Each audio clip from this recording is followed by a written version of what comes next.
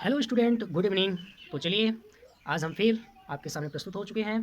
तो आज हम आप लोगों को क्लास 10 फिजिक्स, भौतिक विज्ञान फिजिक्स, प्रकाश का अपवर्तन टॉपिक शुरू करने जा रहा हूँ। ठीक है ना?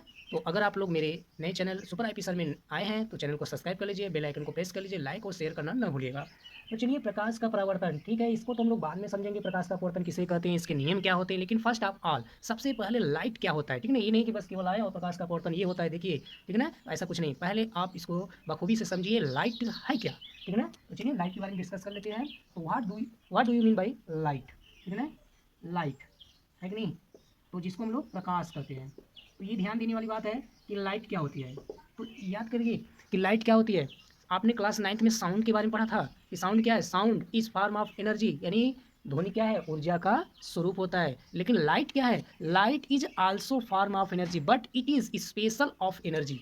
यानी कि प्रकाश क्या है, एक विशेष प्रकार की ऊर्जा होती है। साउंड तो ऊर्जा होती है, लेकिन प्रकाश एक विशेष प्रकार की ऊर्जा होती है, इसलिए इसको हम लोग स्पेशल एनर्जी बोलते हैं। ठीक है ना? ऐसा क्यों, तो ध्यान देना है कि प्रकाश प्रकाश एक विशेष विशेष प्रकार की ऊर्जा होती है। प्रकाश एक विशेष प्रकार की ऊर्जा होती है, जबकि साउंड भी प्रकाश का ही स्वरूप होता है। लेकिन लाइट को हम लोग क्या बोलते हैं, विशेष प्रकार की ऊर्जा बोलते हैं। क्यों ऐसा, तो ये ध्यान देना है। तो ये है आपका लाइट और ये है आपका साउंड, ठीक है ना?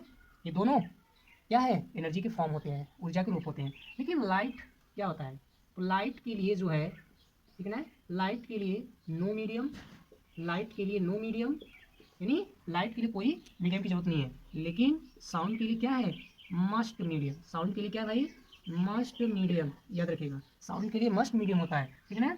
अब ये क्या होता है, ये देखिए, एयर और वैक्यूम। वैक्यूम का मतलब जहाँ हवा न उपस्थित हो, ठीक है ना, वहाँ भी लाइट ट्रेवल कर सकता है। एयर में भी लाइट, वायु में भी, हवा में भी लाइट ट्रेवल करेगा और निर्वात में भी लाइट ट्रेवल कर सकता है। लेकिन साउंड क्या है, केवल ये ओनली, ये क्या है, ओनली एयर में हैपेन होगा। कहाँ हैपेन होता है, एयर में केवल ये हैपेन होगा, ठीक है ना? एयर में केवल ये आपका साउंड चलता है, ठीक है ना, गतिमान होता है। लेकिन लाइट क्या है, एयर और वैक्यूम दोनों में ट्रेवल कर सकता है। क्लियर हुआ? तो प्रकाश एक विशेष प्रकार की ऊर्जा होती है जिसकी सहायता से हम भिन्न भिन्न वस्तुओं को देख सकते हैं या ऑब्जर्व कर सकते हैं, ठीक है ना? या जिससे हमारी ज्ञानेंद्रिय क्या होती है, संवेदनशील होती है, ठीक है ना? तो लाइट के लिए मीडियम की आवश्यकता नहीं होती है, लेकिन साउंड के लिए मीडियम की आवश्यकता होती है।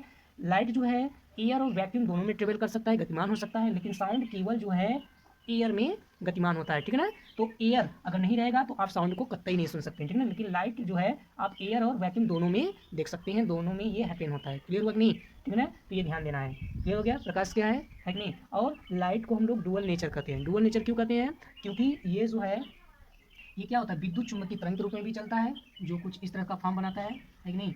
इस तरह का जो फॉर्म बनाता है विद्युत चुम्बकीय तरंग, इलेक्ट्रोमैग्नेटिक वेव, इसको क्या बोलते हैं, इलेक्ट्रोमैग्नेटिक वेव। इलेक्ट्रोमैग्नेटिक वेव के रूप में भी चलता है। और ये क्या होता है, इंटरफ्रेंस। इंटरफ्रेंस का मतलब व्यतिकरण होता है, और डायफ्रैक्शन, ठीक है ना, डायफ्रैक्शन का मतलब विवर्तन। यानी इन सभी के रूप में ये लाइट ट्रेवल करता है। और ये पैकेटों के रूप में भी चलता है, फोटान के रूप में भी चलता है, छोटे छोटे बंडलों के रूप में भी गतिमान होता है, इलेक्ट्रॉन के रूप में भी गतिमान होता है। इसलिए लाइट क्या है, इसलिए क्या है, क्या बोलते हैं कि लाइट, क्या बोलते हैं, light has dual nature. Light has dual nature, यानी लाइट द्वितीय प्रकृति की होती है। क्यों होती है, अभी मैंने बताया, ठीक है ना? आपके क्लास 10th में नोट करके ये बात लिखी हुई मिल जाएगी, ठीक है ना, कि लाइट द्वितीय प्रकृति की होती है, ठीक है ना? यही बात आपको लिखा मिलेगा। व्यतिकरण होता है, इसमें डायफ्रैक्शन होता है, इंटरफेरेंस होता है, ठीक है ना? यही सब आपको इलेक्ट्रोमैग्नेटिक वेव के रूप में भी चलता है, लेकिन फोटॉन के रूप में चलता है, तो इसलिए हम लोग इसको डुअल नेचर बोलते हैं। क्लियर हुआ कि नहीं? तो ये कुछ इंट्रोडक्शन है। बाकी हम नेक्स्ट वीडियो में आपको हम बताएंगे कि लाइट की प्रॉपर्टी क्या होती है कि नहीं? और ये लाइट क्या हम लाइट को डायरेक्टली देख पाते हैं, ऐसा नहीं तो फिर कैसे देख पाते हैं, ठीक है ना? तो ये बहुत चीज़ें अभी हैं, पहले हम लोग इंट्रोडक्शन के बारे में बात करेंगे। बाकी जो है फिर हम लोग प्रकाश का परावर्तन क्या होता है कि नहीं, प्रकाश का परावर्तन के नियम क्या होते हैं, ये पूरा डिटेल में मैं आपको एकदम ईजिली वे में बता दूंगा, ठीक है ना? इसलिए चैनल को आप लोग सब्सक्राइब जरूर कर लीजिए, ठीक है ना?